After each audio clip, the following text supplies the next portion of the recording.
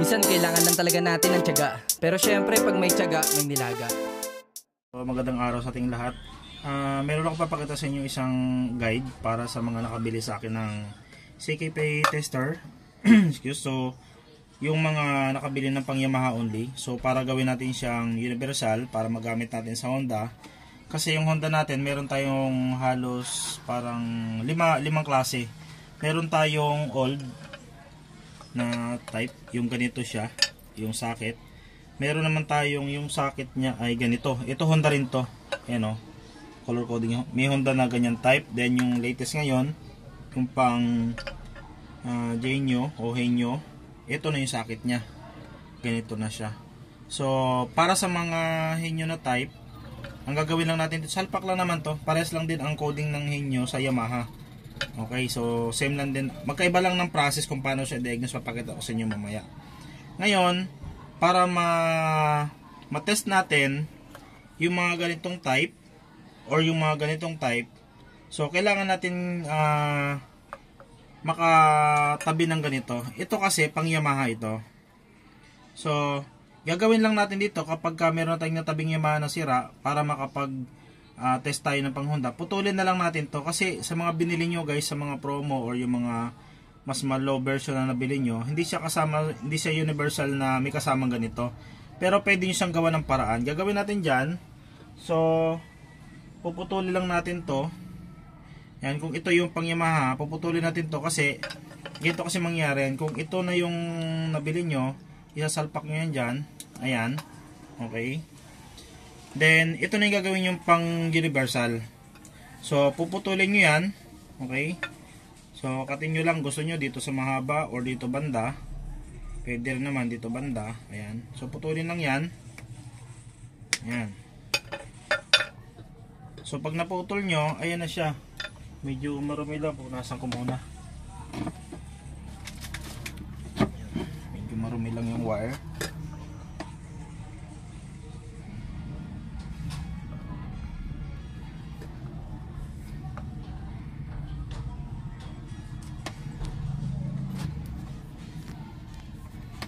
Okay, so ito na siya. So ngayon, ang kailangan natin dito para maging universal siya, kailangan natin ng mga pin na kagaya nito. Or pwede kayong maghanap ng mga maliliit na pin or karayom, pwede nyo putulin tapos ihinang nyo sa dulo. So ayan, pailitin ko muna yung pangina ko, pakita ko sa inyo. So ano lang to, babalatan nyo lang dito or kukuha lang tayo ng konting wire. Ayan, ayan siya. Ayan.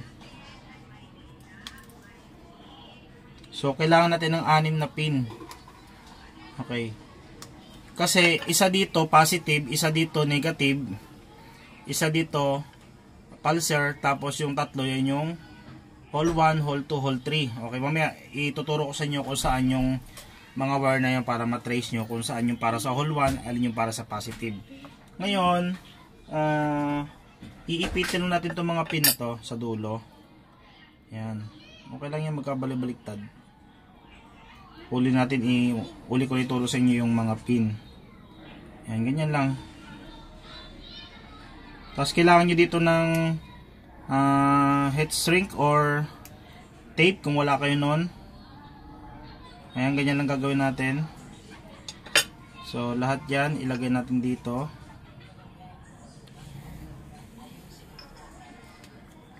Ayan siya. Sa full version kasi, pag bumili kayo ng full version, kasama na to. Meron na siyang ganito. Pero sa mga unang version na nabili nyo, hindi siya kasama. Pero pwede nyo gawin katulad nito para hindi na kayo bumili. Kasi meron naman akong binibenta guys na adapter kung sakaling gusto nyo umorder. Kung ayaw nyo gumawa ng, kung hindi nyo kayang gumawa ng ganitong adapter. PM lang kayo guys para sa price. Kung gusto nyo umorder ng yung isasalpak nyo na lang sa mismong tools nyo.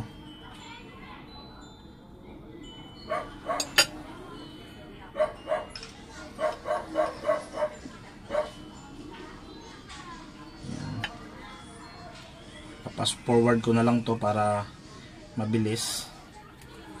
Gagawin ang motor ng maayos at tama. Garantisadong gawa ay pangdalubhasa. Simple lang gumalaw at hindi nandada. Yun guys, so kailangan natin ng red, blue, black, and yellow or any color pwede dito. So kung wala naman kayong ganyan, so pwede nyo tandaan yung mga wire nyo. Pwede nyo lagyan ng tape or paper tape, pwede nyo lagay dyan. So ngayon, paano tayo malaman dito saan yung positive? Okay, so ngayon gagawin natin dito, ito yung ating socket. Ito example, ito yung ating socket. So tingnan nyo ito kung saan side to nakalagay. Wala ko ng pangtusok. So pag nakita nyo itong kulay puti na to at nakita nyo yung butas na yan, ito yung pinaka-guide nyo. Okay? So pag nilipat nyo naman sa kabila kasi yan, so wala siyang butas. Ito lang yung may butas. Ngayon, ito siya pag nakasalpak doon sa ating tools. So same din siya ng color. May white din doon at may butas. Yung may butas na yan, yung palatandaan na yung katapat nyan, yan yung papuntang pulser. Okay, so ilagay natin doon, saksak natin ganon. Okay. So suggest ko rin, kung naglalak dito, putulin nyo na lang yan, oh. Ayan, oh, putulin nyo na lang yan para pag nagbubunot kayo, hindi na pahirapan. Ayan. So wala na siya, para pag binubunot, malambot lang siya, okay? Kasi pagka meron lock, ang hirap tanggalin. So balik tayo dito. Yung may butas na yan, yan yung papunta sa pulser. Ayan, oh. Yan, oh, kulay ng pulser, oh. Ayan. So may blue stripe kapag coding ang susunod natin. Pero kung halimbawa iba yung coding na nakakuha nyo, so tandaan na natin kung saan nakatapat yung butas na yan. Yung lalagyan natin ng color blue. Ayan siya. So ano natin, kailangan meron kayong heat gun or pwede naman iba ginagamit lighter eh. Ayan, so igagano lang natin para kumapit. Okay. So next nun, kung ito yung pulser, ito siya, yung sumunod niya na linya, yan yung positive na sa gitna. Ayan. Ito naman yung color red. Okay. So ito yung red.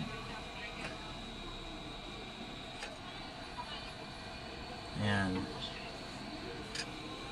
Next, yung pinaka last, yung pangatlo, yan naman yung negative. Ayan. So black ang ilalagay natin dyan. Liwanag. Ah, sir. Kitang-kita. Yan siya. Ngayon, baliktarin natin siya. Dito naman, madali na lang siya kasi pare-parehas siyang color yellow. Ayan. So yellow na ilagay natin sa tatlo na yan. Baliktaran naman yan. Ayan. Baliktaran yung tatlo na yan.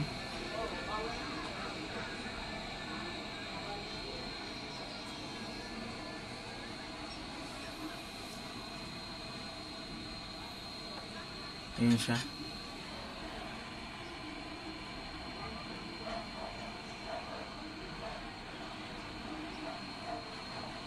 Okay, so ayan na siya. So ganito nang resulta niya after natin na magawa yung pang universal. So magte-test tayo ngayon ng Honda CKP ito. So may vlog na rin ako paano mag-test ng ano niyan ng CKP. So isasalpak natin siya dito sa ating tester. Ayan. Okay. So meron pa pala tong lock. Tanggalin ko muna. Ayan. So ayan na siya. Ngayon, dito naman para malaman natin kung saan dito itutusok yan. So buksan natin tong likod. Ayan o. Makikita nyo siya dito sa color na to. Meron kayong makikita dito na blue, stripe, yellow, green, brown, ayan. Yung kabila naman may mga white stripe black, white stripe blue, white stripe red. So sa ibang Honda naman na klase, same din siya. Pero yung blue niya sa ibang side, ayan o. Honda kasi ito, sa Honda Kinoto. So ganoon naman ang kulay niya. So baliktad naman dito ang blue nito sa gitna. Basta pala tandaan dito guys, kung saan nakalagay ang blue, doon din natin itutusok yung kulay blue. Ayan, oh. Ganun siya. Tapos, yung kulay green, itong green na to, itutusok natin naman yung color black. Ayan. Dito naman sa brown, itutusok natin ang kulay red. Ayan guys, oh. Then sa kabila, baliktaran na yan. Kahit saan natin itusok yan. Baliktaran yung mga hole 1, hole 3, hole 2 na yan. Okay? So, ganun na siya. Ngayon, testing natin siya ngayon. I-on natin. Ayan. Ito guys, sa design na to, umiilaw sabay yung ACG tester. Ito kasi yung una kong pinag-aaralan. Pero, sa latest version, yung mga nabili nyo, ganito na yung klase. Ayan. So, yung isang side, para sa ACG, yung isang side, para naman sa FI, pump, tsaka ito yung FI, ito naman yung CKP. Okay, so, ito lang muna gagamitin kasi ito yung may adapter eh. Ayan. So, ganyan siya. So, makikita nyo guys, nakailaw agad siya. Okay. So, gagamitin natin siya ng magnet. Ayan. So, sa old version na Honda, kapag sinaksak natin siya, dapat lahat nakailaw yan. Pero sa sistema na lumabas dito, yung blue, nakapatay, yung pulsar. So, ignore natin yan kasi ang blue na yan, iilaw yan kapag ginamitan natin sa likod. Ayan o. Kapag namatay ito. Saan ba yung...